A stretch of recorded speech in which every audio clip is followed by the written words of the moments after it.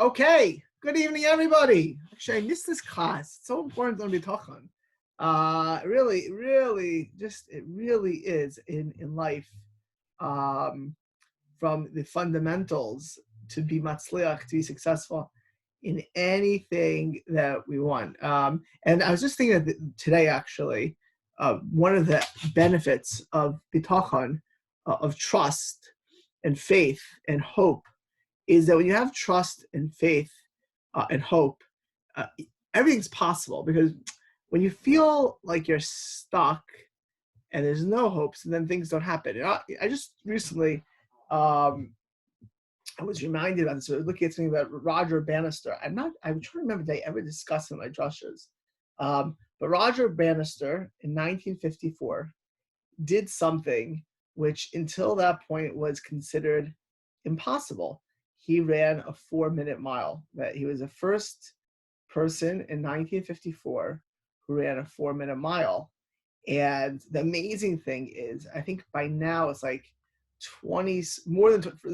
significantly more than 20,000 people have, it's almost 30,000, I believe, have run a 4-minute mile, including even high school kids.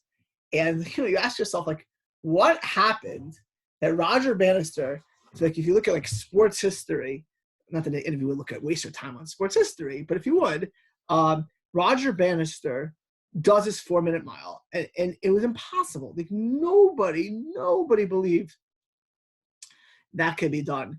And Roger Bannister did it. And then what happened was, I think 46 days later, I forgot the person's name, 46 days later, somebody broke his record.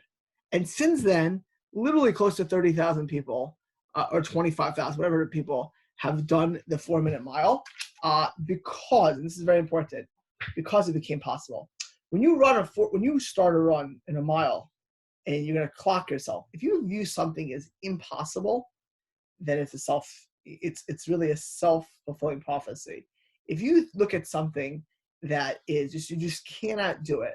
So it happens to be, in sports, the Roger Bannisters in the world, or the people who break these records, really do make it possible for other people. But if you would take Roger Bannister, or whoever the guy 46 days later who it was, or any of the other people, and I would say to them, okay, you did the 4-minute mile.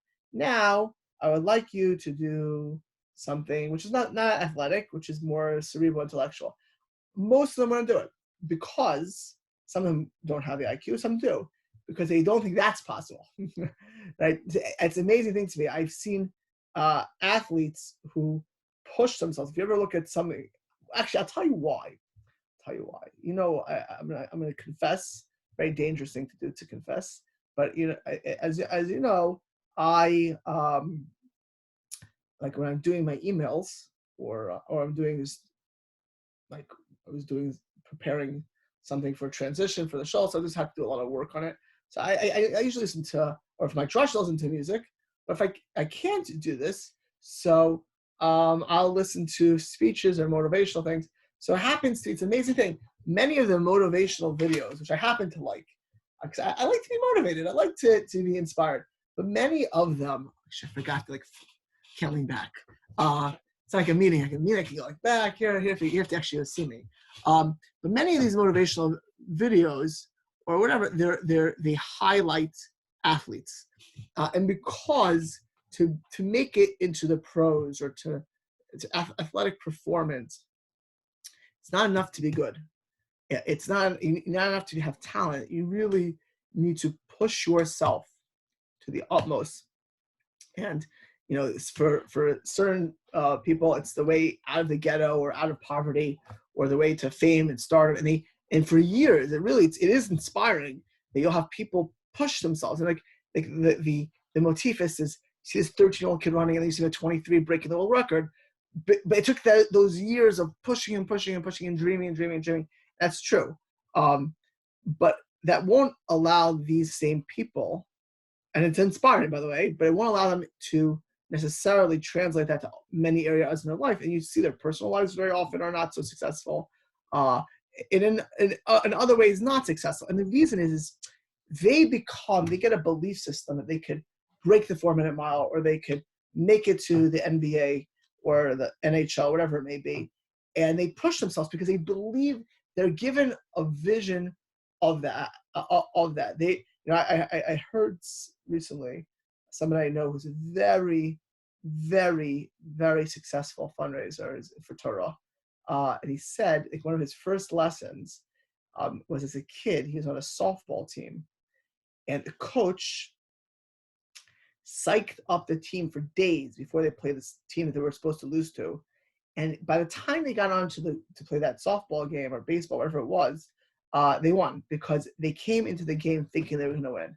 They were so positive that they were going to win that by the time they got onto the field, it was a self-fulfilling prophecy because they're winning. The game is we're winning this game.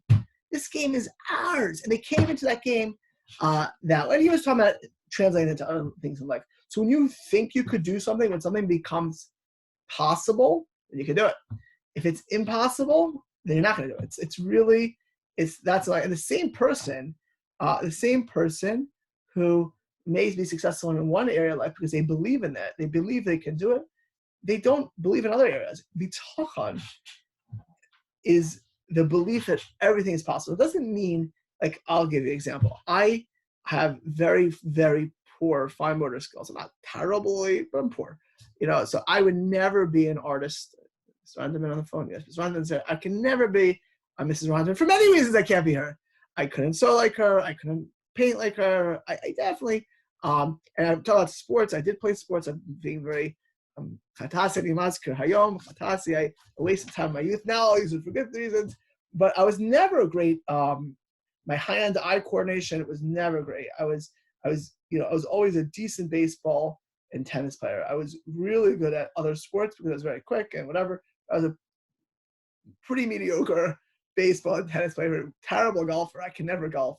Mini golf. I was good at mini golf. I don't have to, but golf, forget about it. I grew up in South Florida, so that's it. I was never going to be Mr. Trump on the golf course because if I did, it'd be embarrassing. It would be a chil Hashem for me to play golf because it's really important.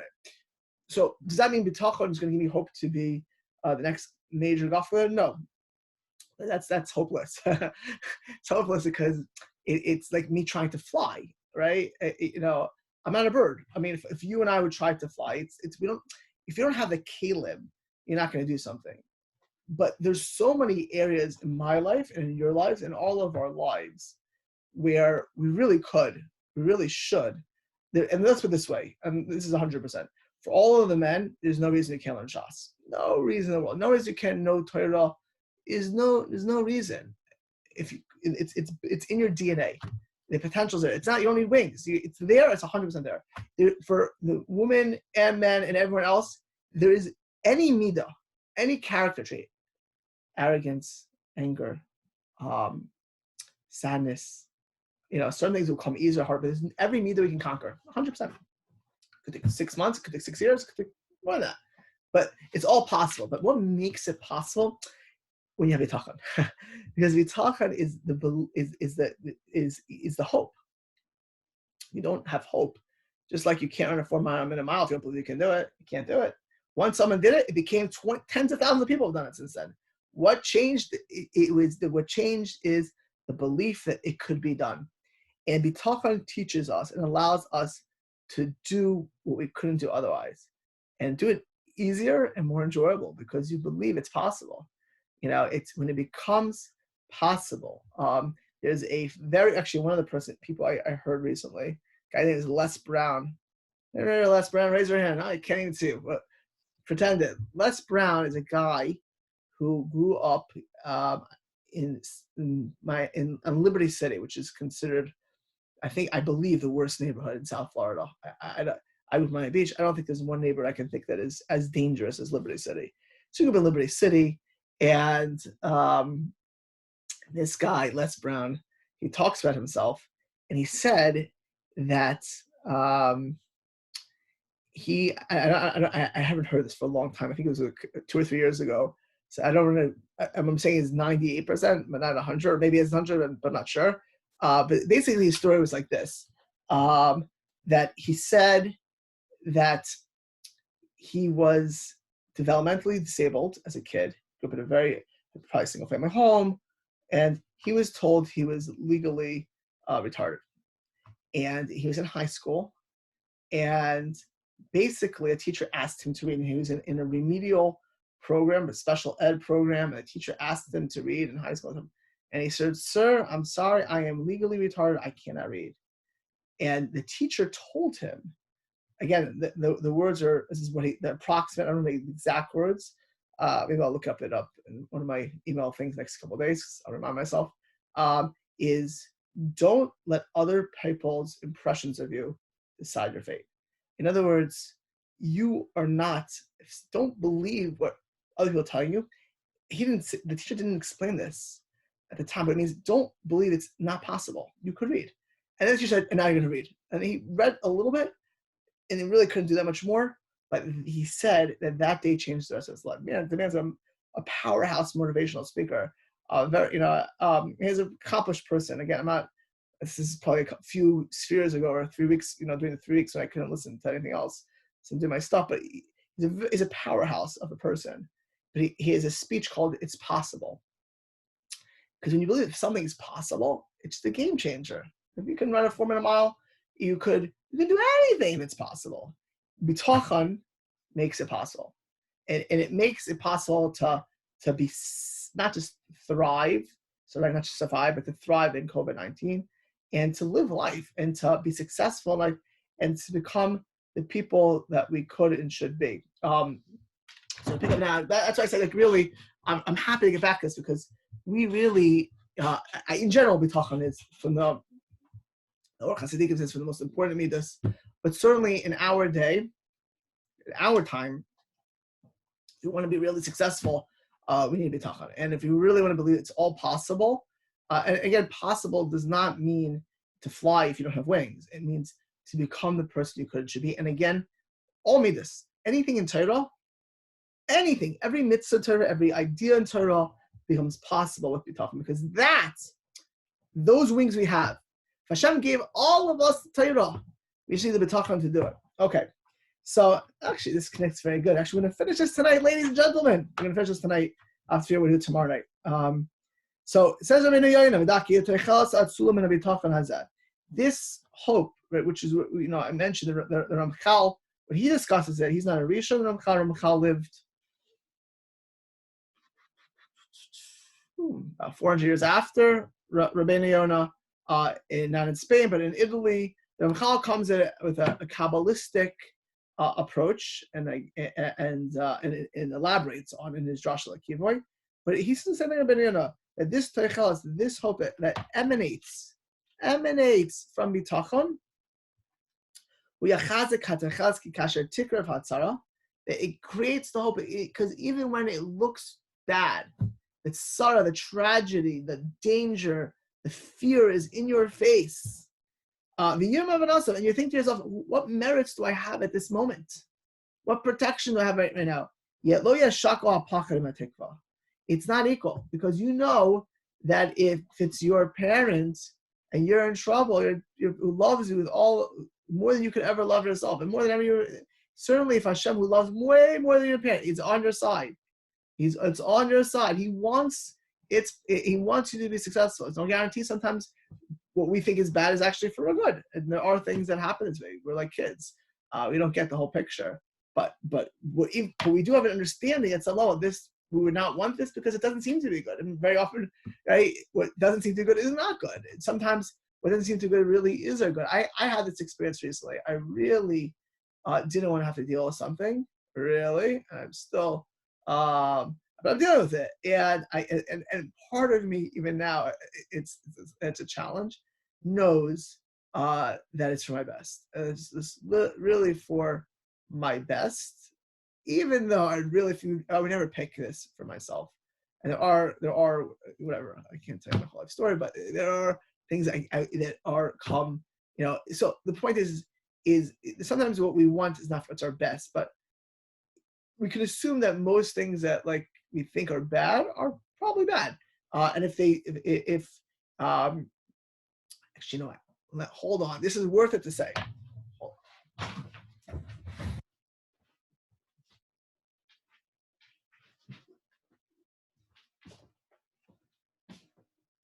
I find this quick, yes. Because I mentioned this at the beginning of Rabbeinu Yonah. Actually, this is very, very, very, very important. In the beginning of Rabbeinu Yonah, he talked about you go to war. Like when you go to war, you should have Bitachon. So there's a couple points on that because this actually connects that we're supposed to have Bitachon in the Racham Hashem, and sometimes we don't get the picture. So the Stipler actually asked the following question. He said, when you go to war, there are people that die. And besides that, we know that the Gemara says that before they went to war, they used to get. The Gemara says they wrote a get to their wives. Like that was the whole story of David. They wrote a get to their wives just in case something happened. So it says, what do you mean you have no fear of war? Stipler says you should have no fear in the odds. It means you shouldn't, when you're with Hashem, there are no odds. Of course there's a danger, right? Of course there's a danger. But you don't look at it as, there's nothing impossible by Hashem. It's all possible, right? Go back to that it's possible. You're never stuck. That we're talking about, you're not stuck. Without Menachem has a sword, it's like you're not stuck. You don't have to live in the ghetto your whole life. You don't have to be, like there are people, I'm telling you, in this show, and I'm Echad, there are people listening. I have a story actually happened to me today. I can't say yet. One day it's going to be one of a story I will tell. I mean, of a person who changes their life. It's like just, and what's the difference? They view it as possible. No guarantee, but it's possible. When you believe, Tachan tells you because Hashem has Rachamim, it's possible you can even assume success. Listen to this Mitzudas on Shmuel Beis. This is talking about Yoav when they went out to war against Ammon and Aram. This is, no one wants to see this. It's Shmuel Beis, Parak Yud, Pasuk Yud Beis. Okay, so Yoav is telling them they're going to go to war. Okay, and he's giving them a prep speech. He's getting that they're going to war. So Ammon they could have beat. It's time of David. They started with Ammon. Ammon then got the biggest army in their day. Aram, which is Aram, like Aramaic Aram. It's in Mesopotamia, and they hired this huge army to come fight against. And it's not such a simple war. So Yoav David's general is giving this speech, and then he says at the end of the speech, "Chazak v'nischazak, strengthen yourself and be strengthened. Bi'adamenu, you're going to be fighting for the Jewish people, for our nation. Uviad Ariel Elokeinu, and for the cities of our Lord, all the cities. The Hashem Yasa HaToy Be'einav, and God will do what's good in His eyes." Listen to the Mitzvah how He says this. Chazek nischazek, chazek atza, strengthen yourself. Va'ama she'imcha, and the nation with you. V'gam anu nischazek, we got to strengthen ourselves. Bi'adamenu, shelo yalchu b'shavi, who do we want to go in to become prisoners? Uviad Arei Alokeinu, and for the cities of Hashem. That our enemies, they're going to war now. They're going to be fighting a nation who could destroy them, right?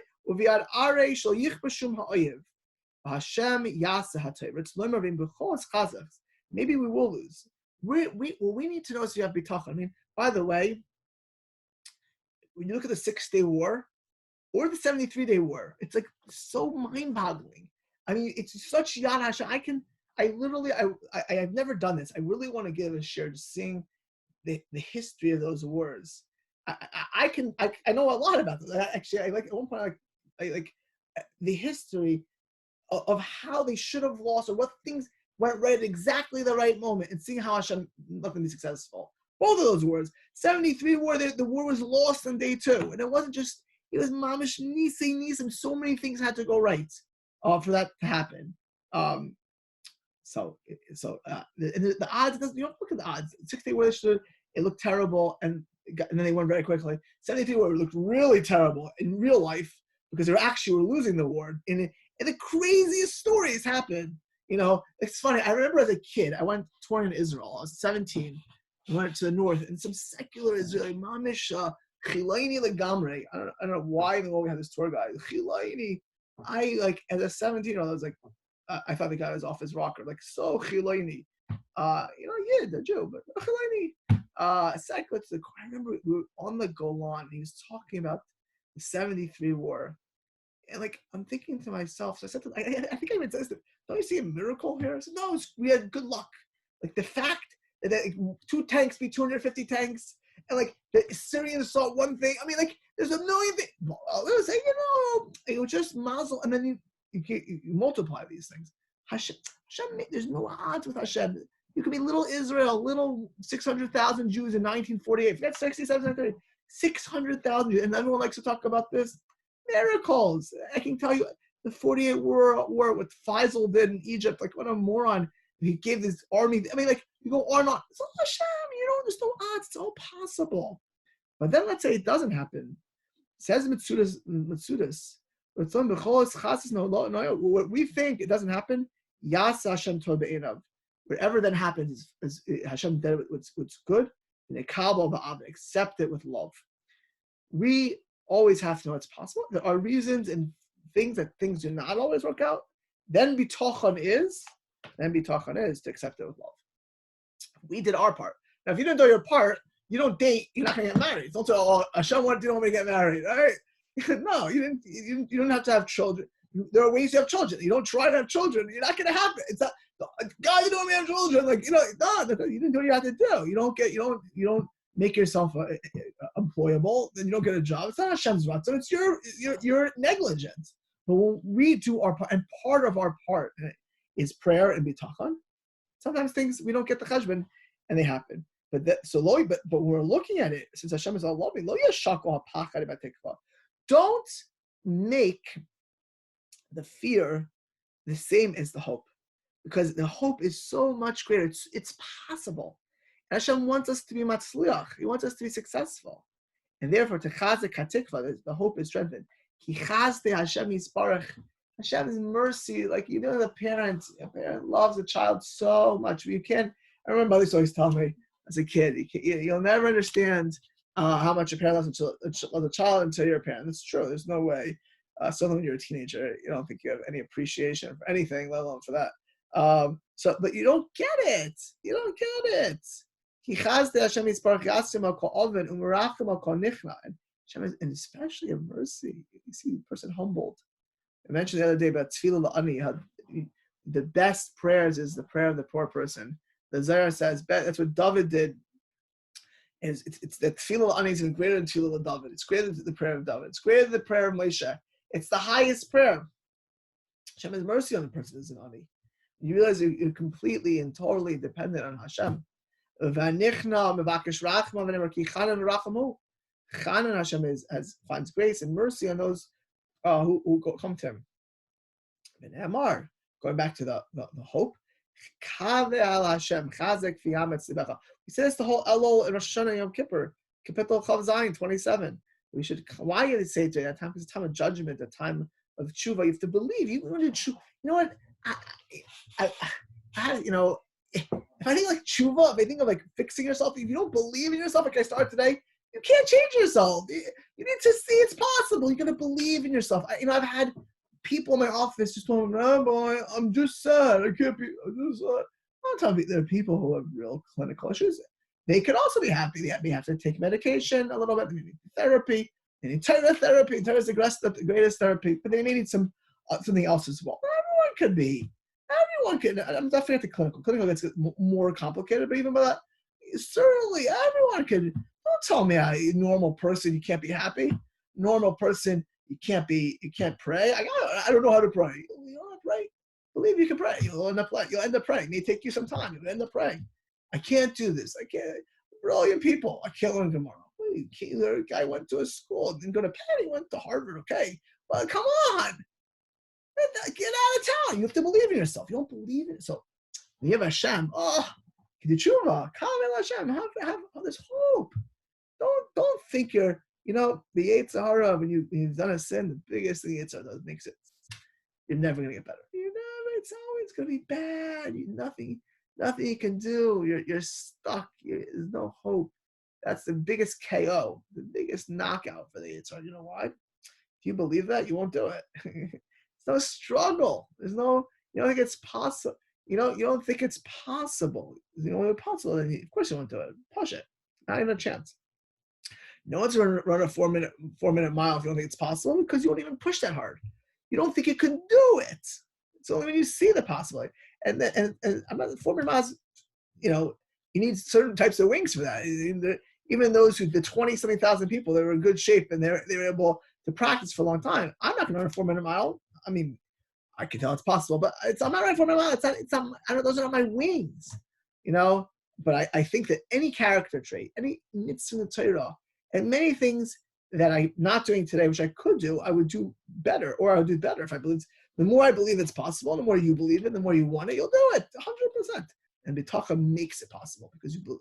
With Hashem, all is possible. But I went back to this quote from last week. Believe Kadosh Baruch Hu, not Hashem. You can't leave the door. You can't leave a lintel. There's so much you can't do. With Hashem, you can split the sea. Hashem, all becomes possible. You have to be kavel Hashem. Pirish HaTikva, hope, is techazek halev, empowers a person. With his chazek al halev, al yedei hatikva, and you strengthen your heart with tikva. Techazek hatikva, you have more hope. You have more hope. And it becomes more real to you. Ki morech halev, yimata tikva, because when you're scared or you don't believe it, there's no hope. It literally becomes, I can't. I don't, it's too hard. No, there's hope. So then it becomes, there's no hope. You think to yourself, let's see if I can finish this day. Actually, I'm going to do this little paragraph, and then I think I'm going to hold. This is a very high level of Bitachon. Remember the Seder Davar. Shinamar, as it says, Kivisi Hashem Kivsanafshi. I have hope. I hope Pirsa Nefesh HaMisava Kabbalah HaBitachon, that a person who desires will get Bitachon. It's the Yetzer Samach Titzer Kivachal Batuach. V'Hamaskilim Yavinu V'Nemer Achav Nafshi LaHashem. And it's not, I put your whole soul, tikva bepratim. And that's tikva, hope bepratim. What does it mean, hope bepratim? In the details. Now, there are people who, they talk, they have bitachon, they believe in Hashem, they believe all is possible. But the details means it's literally in the day in, day out. I was reading a book recently on parenting by Rabbi Dov Brizak. It's called Unchinach Mamish. The man's from the big, it's art school press book. Man, it's an older book, probably 20 years old, but it's a very, very famous book on Chinuch. And he said there's not one class that he gives, not one lecture in school. He's been a principal for decades. He doesn't make a prayer before he goes into class. I thought that was astounding to me. Astounding. I mean, you go into a regular class, the man probably taught tens of thousands of times. But every time he walks into a classroom to teach kids, every time he does a prayer. What is it? Why? How do you do that? First of all, anyone in chinuch, principal, any parent knows that, people are so complex. Every rabbi knows this. I mean, people are so complex. I was with a Rav recently, one of the very big scholars somewhere. He told me, in a few situations where someone spoke, and one person took it the wrong way. People are so complex. You deal with teenagers or kids, or say the right word, get the message across. Every time he walks in, when you first start out in anything, you pray for success. When you do something, after a long time, you get used to it. You become, I hate to say, you become a little bit self-confident, and to the extent where you don't feel you need to pray. Of course, you need to pray though. He did every time. Now, if I would ask an expert speaker or an expert surgeon who's a Yirei Shamayim, a surgeon, there's a word in surgery, routine surgery. Routine surgery. Rabbi, I did thousands of procedures. There's a guy, he's a big yarmulke, he sits and stuff. He gives staka. I don't know if every time he would pray and every time he comes in that as a Hashem it's successful in surgery, because it's a view, but it doesn't affect your day in the life. This rabbi went every time he teaches a class. That's what we call Bitachon Bepratim. Every detail in life, you feel that it's up to Hashem. It's up to Hashem, and that I have to see Hashem in this. There's nothing out. You don't need Hashem's blessing and bracha from the routine. The routine bike ride to something very complex. Most of us, when does our Bitachon kick in? If we're good, it's when it's serious. Like, start thinking it's up to Hashem, it's up to me. I'm going to do this. I have Bitachon. But in the normal routine of our lives, I'm going to be very frank. There are certain amount of people listening now. A lot of people have been downloading this class. I can see the downloads. It's on YouTube. Some people watching on YouTube. If I would give this class nightly or now for a long time and now 3 times a week, random time, I'm sure some of you would tune in, but I'm not sure I'd get as nearly as many people because people wouldn't be looking for Bitachon. They'd be, I'm busy with my life.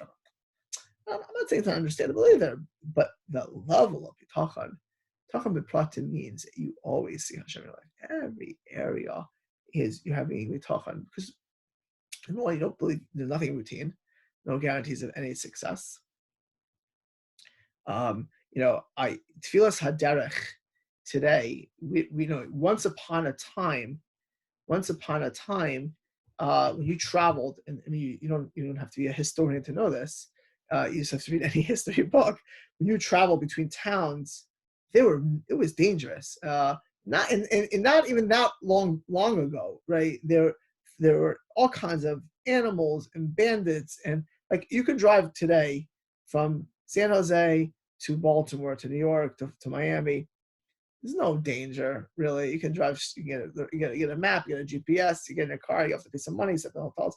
You would have done that route from San Jose to Miami to New York 110 years ago, 120 years ago. All kinds of things. You can get stuck on the road. There's no one to call. No phones. You could starve to death. You could how do you get lost? You fall off the cliff. There's no medical. There's no helicopters. Not that long before that, there were bandits and wild animals, all kinds of stuff on the roads. It's dangerous. It said Tefillas Haderech, people. Today, you get in the car, you leave a mile of the city, start trying to say Tefillas Haderech.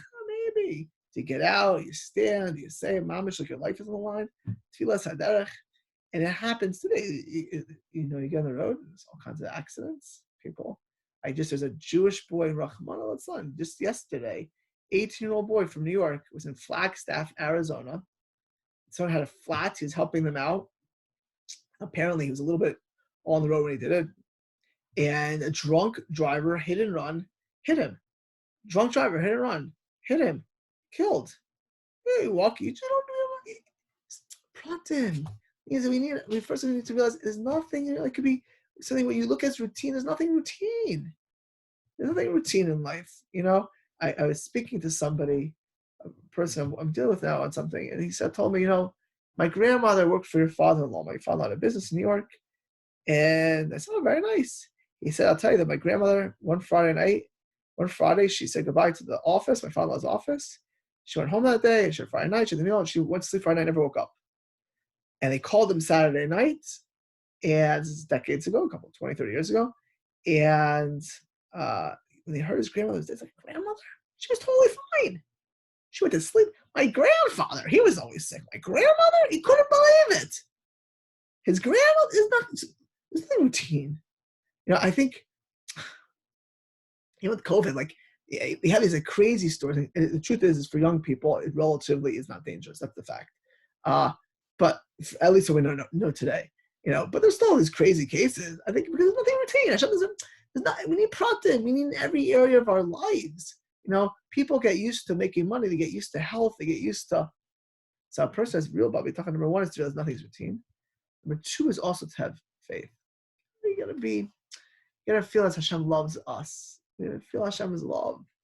Even though there's nothing guaranteed, you have to have that feeling of love. Have that feeling of love to constantly feel it. And Bitachon in the Pratim allows us as well. We appreciate it more. We gain from it more. And we realize nothing is for granted. That's Bitachon Pratim. And and again, he connected it to tikva. So I actually want to hold the last paragraph of this very long Rabbeinu Yonah. It's a little bit of its own topic, and it's what he calls the highest level of Bitachon. So I think it deserves its own focus. So in the meantime, ladies and gentlemen, it's been a pleasure. And remember, this is true. Bitachon is a gift. It reminds us, all of us, that all is possible, and that gift is priceless. It's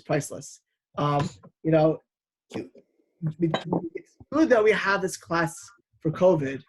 It's better if it comes with us for our whole lives. We will be way bigger, way more successful, and way happier. All right, everyone, have a great night, and be well. We'll see you tomorrow night at Hashem. Thank you, Rabbi. Thank you. Bye. Thank you, Rabbi.